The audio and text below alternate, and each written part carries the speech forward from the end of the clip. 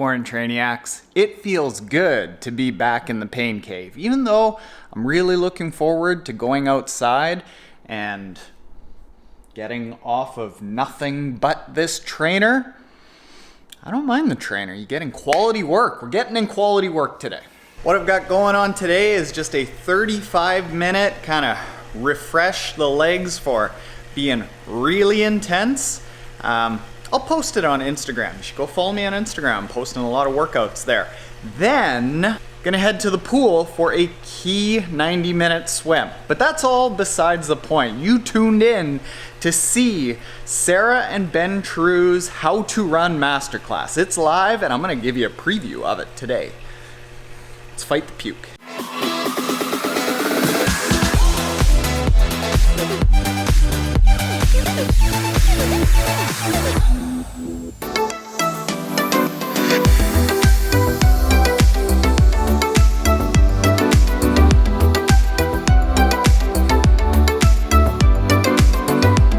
Last one.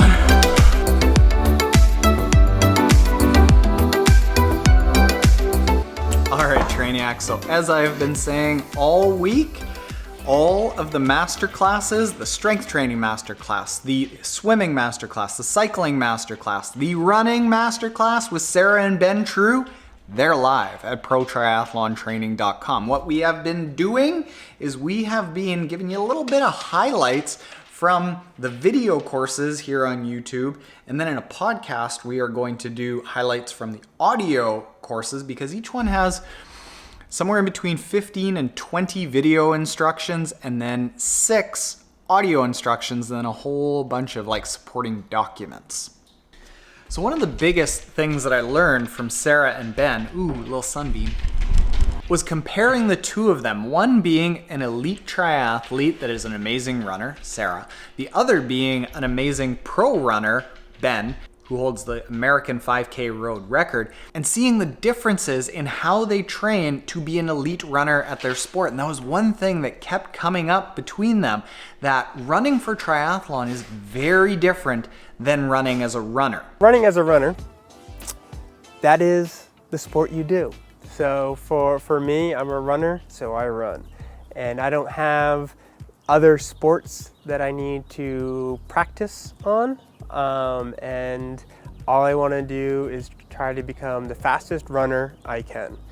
And for me, the best way to become a faster runner is by running. In triathlon, we do not have to run as much because we're also getting a lot of fitness from the swim and the bike. And frankly, we don't have time or energy to be able to run like a runner. We would break down, it would be a disaster. There are world-class Ironman athletes who really only run like 40 miles a week. It's amazing. And they still can run pretty effectively off the bike. And that's a big thing that we need to realize as triathletes, because there isn't a lot of triathlon-specific run content out there, but there are a ton of running-only books. And if we read all of those books as triathletes, we'd be like, well, I just need to run 8 times a week, and I'll fit that around my swimming and biking and all the strength sessions and the nutrition that I've got to do and getting to and from the pool and trying to work the chlorine out of my hair. But instead, the approach is completely different, and they talk about that, and that was really refreshing to hear. Now, the next thing that they talked about over and over is that pacing and efforts is not what people think. As I go to longer course racing, you don't want to be slowing down as the half marathon and marathon goes along, because if you start off way too fast in a marathon off the bike, you're gonna pay for it in a massive way. Whether you do a sprint or, Ironman, really thinking about what is the pace off the bike that I can go to cover the distance with the least amount of drop off, because that's going to be the fastest pace. And this is something that I've been saying to Team Trainiac athletes, to a lot of people when I talk about race pace. people say like, well, what's my race pace? What is it as a percentage of my 5K run or a 10K run or my heart rate? Well, it's not that simple. You have to learn what your race pace is, and your race pace is kind of a fictional thing. It's a race effort, and the only way that you learn what your race pace is by feeling it and training a lot more. And in this course, Sarah and Ben, they talk about, all right, what are the feelings that you should be thinking about when you're trying to dial in your race pace? And how different is that for Ben doing a 5K race or a half marathon versus Sarah, who did her first full Ironman just last year? Like, how do you start figuring out your race pace when Taren can't do a video that says, well, we'll do a 5K run, and if you're doing a half Ironman, it is because of that time.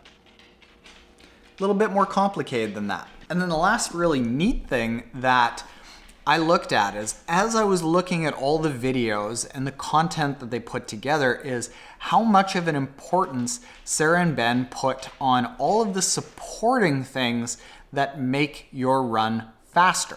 Whether you are a beginning triathlete or a world-class runner, the principles are the same, that you really just need to value consistency over time and gradually chip away. Stay healthy, that's the biggest thing, stay consistent. What's awesome about being an endurance athlete is that it really rewards just time and staying healthy. So really, if you can keep that in the back of your mind, you know, we're all endurance athletes, we just have to find our way there. So what they talked about, I think, in 4 videos of the 20 that they put together, was how things like sleep, nutrition timing, composition of the workouts, foam rolling, preparation before a workout, all of these things are what have a potentially bigger role in becoming a faster athlete. And this kind of relates to what we said when I was giving the highlights of the strength training masterclass, is that your body has to be ready, willing, and able to get faster. If you don't have all of those supporting factors that Ben and Sarah talked about, or Tim and Rennie and Aaron talked about in the strength training video, you can train all you like and you're just gonna be spinning your wheels, or in the case of running, your legs. And those supporting efforts were really basic things that Sarah and Ben talk about, and just doing them day in and day out over months and years is what actually makes you faster, not this secret sauce of here's a workout that you need to do. Granted, some of Sarah's favorite workouts are in there and they're really good. They look awful. But it was really nice for me to hear that, as somebody that what has come on the slowest of all my progression has been the running, but just to hear that it's a long process, kind of just like swimming, but if you do all of the right things, all of the right workouts at the right timing, with all of these supporting efforts that Sarah and Ben talked about, you too can probably set a road record for the Americas. It's easy as that. So now, to wrap all of these up, go to protriathlontraining.com. They're all live, and use the coupon code PTTLaunch20, and up until the end of April, you can get yourself 20% off any course, all the courses, or the bundle of courses every single year. And as we come out with more of these, you'll still get access to those. So it's cool. I am so psyched about this. NTK, when she was just putting like the final little edit on all the courses, she had a little tear. Or maybe that was me. Whatever. Go check it out. PTT Launch 20, and check them out. Game changers. Later, Trainiacs.